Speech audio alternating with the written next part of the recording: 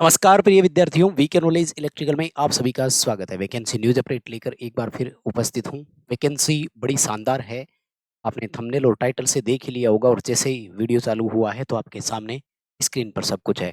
NHPC की ये vacancy है। नेशनल हाइड्रो पावर कारपोरेशन के नाम से इसे बोला जाता है।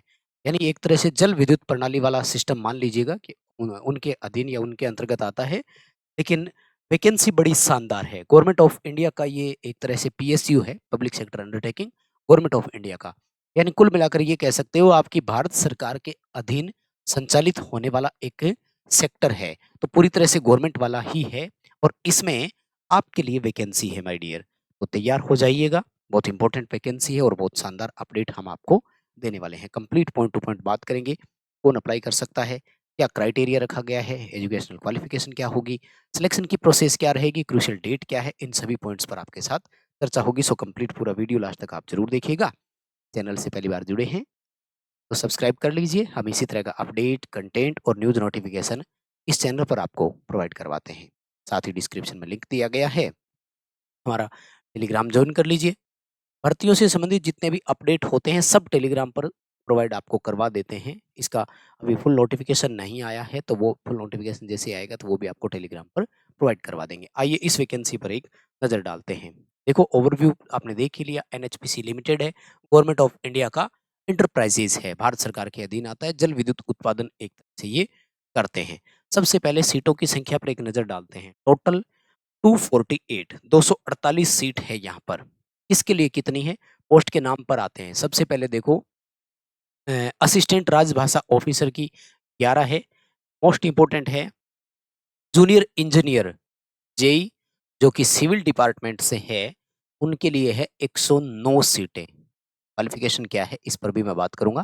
पहले पद और उनकी टोटल सीटों की संख्या देख लेते हैं। उसके बाद में देखो, junior engineer electrical JE electrical, और इसकी जो टोटल सीटें हैं वो है 46 सीट। यहाँ पर 49 सीट जो है वो मैकेनिकल वालों के लिए भी है, यानी जूनियर इंजीनियर मैकेनिकल। अच्छा, पहले बता दूं, आईटीआई वालों के लिए इसमें कोई पद नहीं है माय डियर। हमारे साथ जितने भी आईटीआई वाले बच्चे जुड़े हुए हैं, प्लीज आप इस वीडियो को स्किप कर सकते हैं। ये केवल डिप्लोमा वालों के लिए ही है। हाँ, बहुत सारे बच्चे डिप्लोमा होल्डर जरूर है, तो उनके लिए ये काम का है, तो आप देख सकते हैं। उसके बाद में इलेक्ट्रॉनिक्स एंड कम्युनिकेशन वालों के लिए भी है, ठीक है ना। उनके लिए है 17 सीटें, ठीक है, और 10 सीट सीनियर अकाउंटेंट, और फिर सुपरवाइजर के लिए 1 सीट, और हिंदी ट्रांसलेटर के लिए 5 पद यहाँ पर दिए गए हैं। तो ये है सारे के सारे आपके पदनाम और उनका डिटेल या उनका विवरण। अब एक बार मैं आपको ओवरव्यू में इनकी क्वालिफिकेशन और बता देता हूँ, ठीक है ना।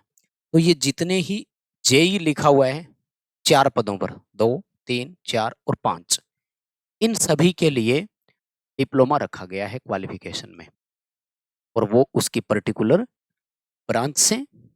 फॉर एग्जांपल, आप अगर जूनियर इंजीनियर सिविल में अप्लाई करना चाहते हैं तो सिविल से डिप्लोमा होगा। आपके पास अगर इलेक्ट्रिकल से डिप्लोमा है तो जूनियर इंजीनियर इलेक्ट्रिकल में अप्लाई कर सकते हैं। मैकेनिकल में अगर आपने पॉलिटेक्निक कर रखी है तो फिर आप जूनियर इंजीनियर मैकेनिकल में अप्लाई कर सकते हैं, और उसके बाद में आप जो है वो junior engineer electronics and communication, अगर आईटी से आपने कर रखा है, इंफॉर्मेशन टेक्नोलॉजी वाला, तो वो यहाँ चलेगा। मतलब इलेक्ट्रॉनिक्स वाला ही होता है, खैर वो एक ही बात है, उसमें आ जाता है। लेकिन इसमें आपको ध्यान रखना है 60% मार्क्स आपके होने चाहिए।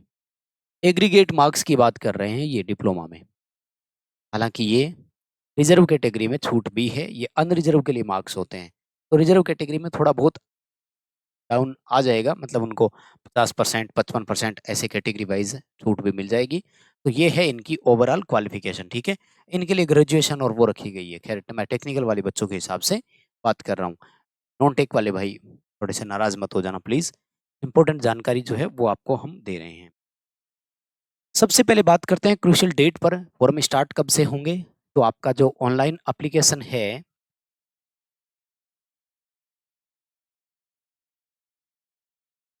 ठीक है ना, वो 2 सितंबर 2025 से स्टार्ट होगा। यानी अभी समय है, 5-7 दिन बाद स्टार्ट होगा। और अगर अपन एप्लीकेशन के क्लोजिंग डेट की बात करें तो 1 अक्टूबर 2025, यानी आपको पूरा लगभग 1 महीने का समय यहाँ पर फॉर्म भरने के लिए मिलेगा। समय निकाल कर आप फॉर्म अप्लाई कर सकते हैं। बात करते हैं एज का क्राइटेरिया क्या रखा गया है। तो एज का क्राइटेरिया यहाँ पर रहेगा 18 से लेकर 30 वर्ष तक के लिए। ये जितने भी डेटा हम इनका बता रहे हैं आपको, ये प्रीवियस नोटिफिकेशन के अकॉर्डिंग ही बता रहे हैं, यानी एक तरह से ये ऑफिशियल डेटा ही है। जब फाइनल पूरा नोटिफिकेशन होगा तो वो आपको टेलीग्राम पर दे देंगे, बट यही रहेगा, कोई इनमें बदलाव नहीं होगा। भर्तियों की प्रोसेस यही रहती है। ये जो 18 से 30 वर्ष वाली एज है ना, ये अनरिजर्व कैटेगरी के लिए एज है माय डियर। अगर आप रिजर्व कैटेगरी से है तो एज पर रिजर्वेशन वो छूट जितनी मिलती है मिलेगी। माना कि आप ओबीसी से हैं तो आपको 3 साल का रिलैक्सेशन यहाँ पर मिल जाएगा, यानी आपके लिए अपर एज 33 ईयर हो गई, एक तरह से यूँ समझ लीजिए। ये जो एज का कैलकुलेशन है वो किया कैसे जाएगा? तो 1 अक्टूबर 2025 के अकॉर्डिंग गणना की जाएगी, ये ध्यान रखना है। इस दिन आपकी ये एज होनी चाहिए, ठीक है? इसमें क्या होता है कि ओवर एज होने वाले को नुकसान हो जाता है बच्चे को, और अंडर एज वाले को कई बार फ़ायदा हो जाता है। यानी कई बच्चे ऐसे होते हैं जो सितंबर में 18 साल पूरा करने वाले होते हैं, तो उनको फ़ायदा मिल जाता है। लेकिन कुछ बच्चे ऐसे होते हैं जो सितंबर में तो सही थे लेकिन 1 अक्टूबर वाले दिन ओवर एज हो गए, तो वहाँ प्रॉब्लम भी हो जाती है। अगर आप एससी या एसटी रिजर्व कैटेगरी से हैं, तो 5 साल का एज रिलैक्सेशन आपको यहाँ पर मिल जाएगा। फिर इसी तरह से फिजिकली हैंडीकैप्ड एक्स सर्विसमैन, उनको भी 5 या 10 साल का, जो भी एज़ पर नॉर्म्स, ठीक है? ऑफ़िशियल जब अनाउंसमेंट या डिटेल आएगी, तो अपन उस पर बात करेंगे। आपको पूरा नोटिफ़िकेशन जो है वो टेलीग्राम पर ही प्रोवाइड करवा दिया जाएगा। अब अगर हम बात करें फ़ीस के हिसाब से, तो लगभग ₹300 फ़ीस, ₹295 फ़ीस ली जाती है, और ये जो फ़ीस ली जाएगी, ये अनरिज़र्व वालों से ली जाएगी, ओबीसी जो नॉन क्रीमी लेयर में आते हैं, उनसे ली जाएगी, और ईडब्ल्यूएस कैटेगरी वालों से ली जाएगी, ठीक है? अगर आप एससी, एसटी और एक्स सर्विसमैन और फिजिकली हैंडीकैप्ड, है ना? तो इन सबको कोई फीस नहीं देनी है, ये ध्यान रखना है, ठीक है? एग्जेम्प्टेड फ्रॉम फीस, यानी फीस से मुक्त रखा गया है। अब बात करते हैं हम एग्जाम पैटर्न पर, तो ये एग्जाम में क्या आएगा और कैसा-कैसा रहने वाला है। तो देखो, लास्ट एग्जाम के हिसाब से मैं आपको बता रहा हूँ। 200 क्वेश्चन आएँगे पूरे पेपर में और 180 मिनट मिलेगी, यानी 3 घंटे का आपको समय मिलेगा। 1/4 यहाँ पर नेगेटिव मार्किंग रहेगी, ये आपको ध्यान रखना है भाई, ठीक है? 1/4 क्या होगी? नेगेटिव मार्किंग भी होगी, और जो आपके 200 क्वेश्चन आएँगे, उन 200 क्वेश्चन में सीन क्या रहने वाला है, टोटल कैसे-कैसे क्वेश्चन आपके होंगे, तो 140 क्वेश्चन, यानी 140 जो आएँगे, वो तो आएँगे आपके टेक्निकल, यानी आपके डिसिप्लिन से रिलेटेड। फॉर एग्ज़ाम्पल आप इलेक्ट्रिकल से हो तो इलेक्ट्रिकल के क्वेश्चन होंगे, मैकेनिकल से हो तो मैकेनिकल के होंगे, सिविल से हो तो सिविल के आएँगे। लेकिन ये जो नॉन टेक वाला पार्ट है ना, 60 क्वेश्चन का, ये 60 एमसीक्यू का सिलेबस सबका सेम है, और इनमें आपके 30 क्वेश्चन रहेंगे जनरल अवेयरनेस के, जिसे हम लोग सामान्य जागरूकता भी बोलते हैं, और 30 क्वेश्चन रहेंगे रीजनिंग के, जिसमें आपका क्वांटिटेटिव एप्टीट्यूड, लॉजिकल एप्टीट्यूड, वो सारे जुड़े होंगे, मेंटल एबिलिटी, ठीक है ना? रीजनिंग में 3-4 चीज़ें होती है, ध्यान रखना है। सामान्य बुद्धि क्षमता, तार्किक क्षमता, वो सारे आ जाएँगे इसमें। मात्रात्मक, यानी कि वो मैथ टाइप वाले क्वेश्चंस जो होते हैं ना, वो वाले भी। और जीए में जनरल अवेयरनेस आएगी, सामान्य जागरूकता, कुछ भी हो सकता है, स्टैटिक जीके, करंट जीके, ये वो सारा आ जाता है। तो ये रहेगा आपका एग्ज़ाम का पैटर्न। बताओ भई, यहाँ तक बात समझ में आ गई क्या? बस तो अपडेट इतना ही है।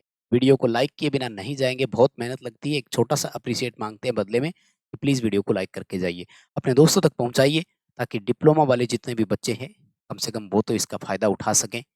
ठीक, अच्छे पद है, इतने पदों पर भर्ती है तो ठीक-ठाक रहेगा। पे स्केल का भी कोई ज़िक्र है नहीं, लेकिन वैसे अगर देखा जाए तो लेवल 6 के अकॉर्डिंग आपको इसमें रखा जाएगा। तो ठीक है, 35-36 हज़ार रुपए पहली बेसिक होगी आपकी। बेसिक पे डीएनएस अलाउंस, महँगाई भत्ता और वो सब मिलते हैं, तो फाइनल नोटिफ़िकेशन में वो आपको मिल भी जाएगा। अभी के लिए अपडेट बस इतना ही था। बहुत धन्यवाद। वीडियो को शेयर ज़रूर कर दीजिएगा, चैनल को भी सब्सक्राइब कर लीजिएगा।